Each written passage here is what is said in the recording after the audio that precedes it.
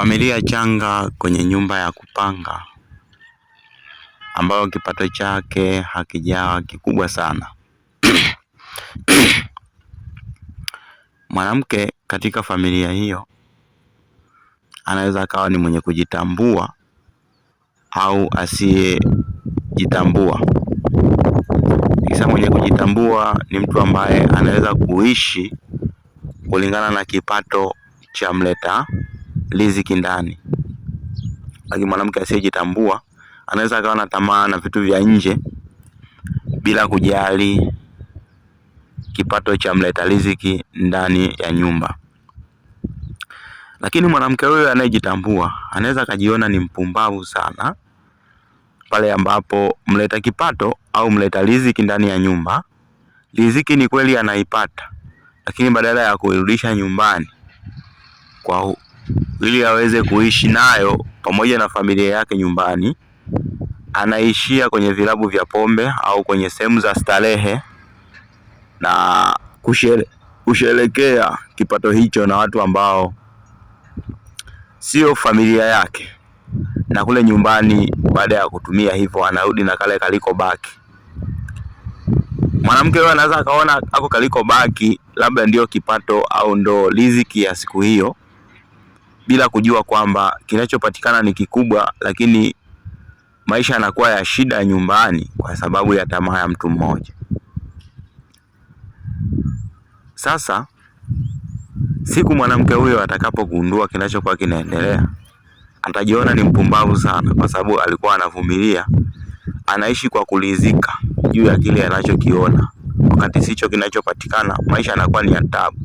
Sina maana kwamba yule mleta riziki alete kila kitu ndani, ila angalau awe muwazi katika kile anachokipata, ili pasiwepo na shida au changamoto pale ndani. Kwenye habari hii namaanisha nini kikubwa? Kwamba maumivu ya mtu mmoja inaweza ikawa ni faida kwa mtu mwingine. Kuvumilia kwa huyu mke ambaye anajitambua ndani inakuwa ni faida kwa huyu mtu ambaye hana utu.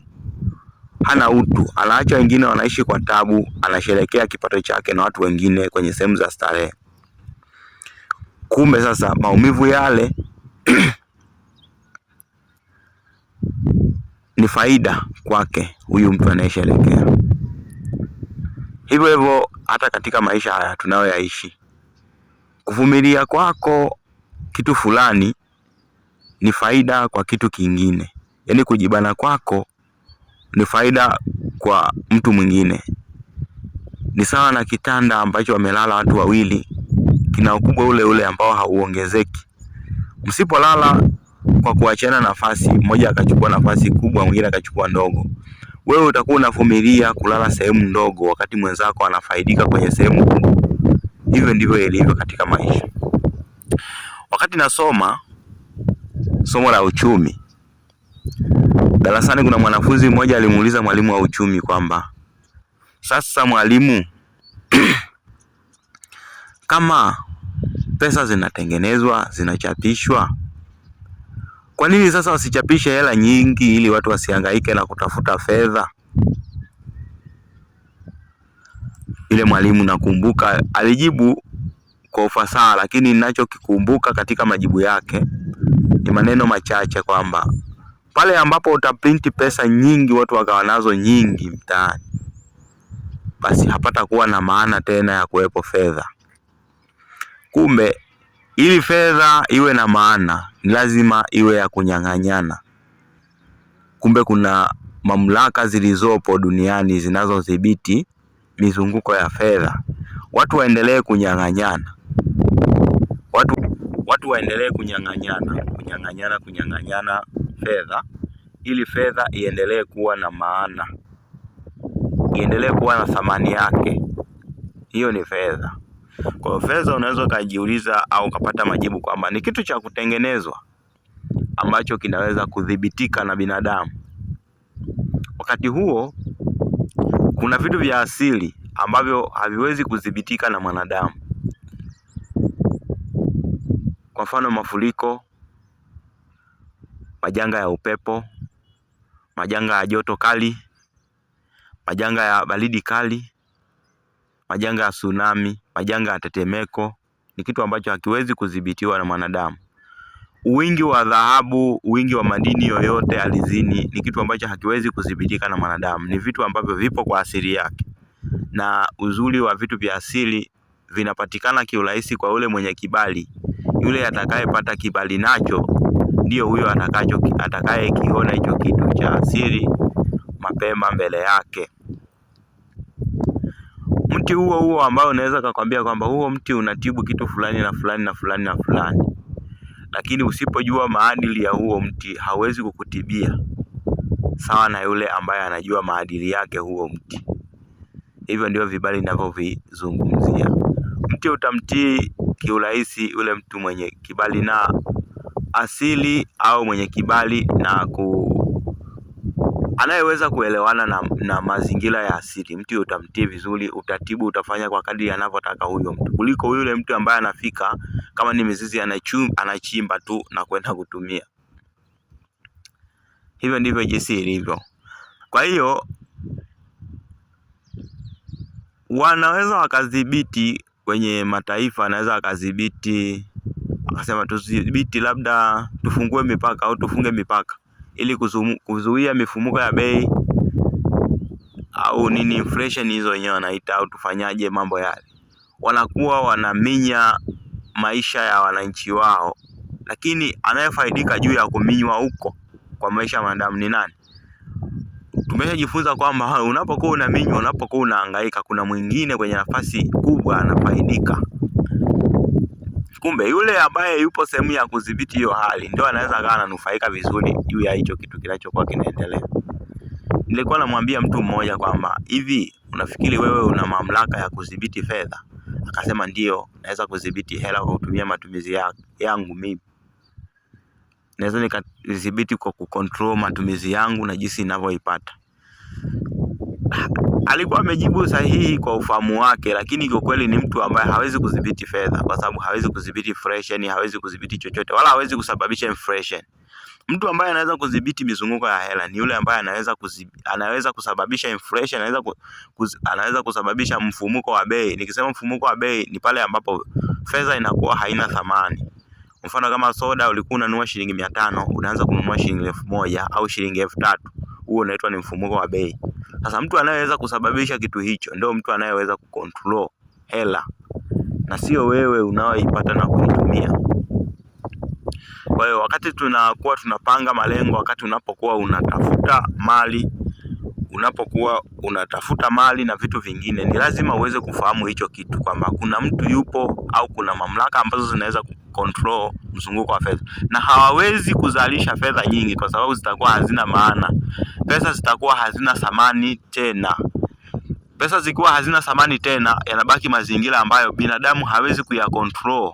Ni mtu tu yule atakayeishi kulingana na mazingira ya asili ndio ataweza kuwa na excess na vitu vya asili, ataweza kupata kipato cha asili, ataweza kupata mali za asili, ataweza kupata mambo mengine kama ilivyokuwa zamani. Zamani hapakuwepo fedha za makaratasi, lakini watu walikuwa wanaishi.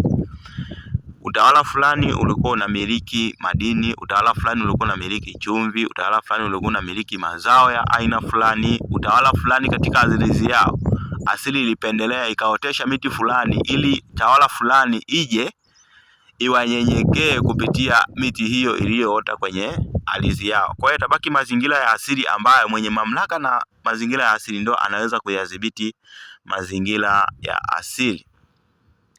Nikawa napendekeza kwamba mtu unapokuwa unahangaika kwenye maisha ya utafutaji wa fedha, mimi napendekeza kwamba mtu uweze kufanya digestion, yani uweze kufanya mmeng'enyo, yani ubadilishe hizi thamani za kileo, thamani za kiwatu hizi ambazo zinatengenezwa na watu, ambazo uweze kuzidhibiti, ambazo zinazikia na watu, uvilete kwenye asilia. Pale unapokuwa unatumia pesa katika vitu ambavyo vimetengenezwa na watu, bado tena unakuwa wewe ni wakala wa kudhibiti hiyo hela. Yaani bado unakuwa hauko na kitu cha kudumu, unakuwa na kitu cha mpito. Unakuwa na kitu cha mpito. bali yule mtu ambaye anaweza kubadilisha fedha akaileta katika thamani ya asili. Kwa mfano, anapata mali nyingi hizi za kidunia, anaenda kuwekeza kwenye ardhi, anaweza kuwekeza, anafanya mifugo, anafanya uwekezaji wa kizamani ule uliokuwa unafanyika zamani. Huku mjini anakuwa anaishi kama wa kidunia, lakini huko amewekeza katika maisha ya kudumu kwa vizazi na vizazi vyake. Lakini kijana wa sasa, yeye hafahamu habari zote hizo. Yeye anajua maisha ni kuishi tu, kupata na kutawanya. Ndio maana kijana wa kileo yuko lazi apate pesa, kanunue shisha avute, anunue pombe anywe, alewe, maisha yanaendelea. Sema maisha ndio haya. Wenyewe wanasema maisha ndio haya. Hakuna maisha mengine. Lakini mzee ambaye ni mzee anayefahamu hichi ninachokizungumza, anaweza kudhibitisha hili kwamba kuzunguka tu juu, yani unapata hela unatumia kwenye mambo haya ya kidunia, yani hujafanya chochote, yani upo kwenye malengo na mipango ya watu. Yani unaishi kwenye malengo na mipango ya watu. Yani wewe ni kama kale katakataka ambako kanaelea kwenye beseni la maji, kanazungushwa tu, yani kanazunguka, maji yakienda huko kanazunguka, maji yakienda huko kanazunguka. Ukija mtindo mpya yeye nao, yani kikija hichi kitu ambacho watu wameleta kwa malengo fulani, yeye nacho. Yani yeye yupo tu, aishi afe tu basi. Na yote hayo yanatokana na watu kuto kujua binadamu ni kitu gani, kiumbe mtu ni kitu gani. Usipofahamu kwamba kiumbe mtu ni kitu gani, utashindwa hata kufuatilia kusudi na malengo yako ya kuwepo kwenye dunia hii katika mwili huo. Huwezi ukafuatilia kwa sababu hata hujui, yani huwezi hata kuumiza kichwa. Utakuwa unaishi tu, alafu baadaye siku ambayo utakuwa umekufa, huwa napenda kusema kwamba kufa na kuzaliwa tena kupo, wala sio ajenda ya uongo. Ni kitu ambacho kipo. Watu huwa wanakufa na kuzaliwa tena katika miili mingine. Na mtu ambaye alikuwa anafanya vitu fulani katika maisha fulani yaliyopita, akija kuzaliwa tena unakuta zile tabia hana tena. Unakuta ni mtu mpole. Ndio hao watu wapole, nasema watu wapole, mtu yule ana hekima sana yule. Kwa sababu maisha ovyo ovyo alishayaishi. Baada ya kufa huko kwenye ulimwengu wa giza, akaja kugundua kwamba kumbe havina maana vile vitu, maana ni huu. Anapokuja kuzaliwa tena, ambao ndio katika elimu za kiroho tunaita nafsi kongwe, anakuwa na maadili automatic. Vile vitu alivyokuwa anavizalau na ikuta kwa wakati huu anaviheshimu sana.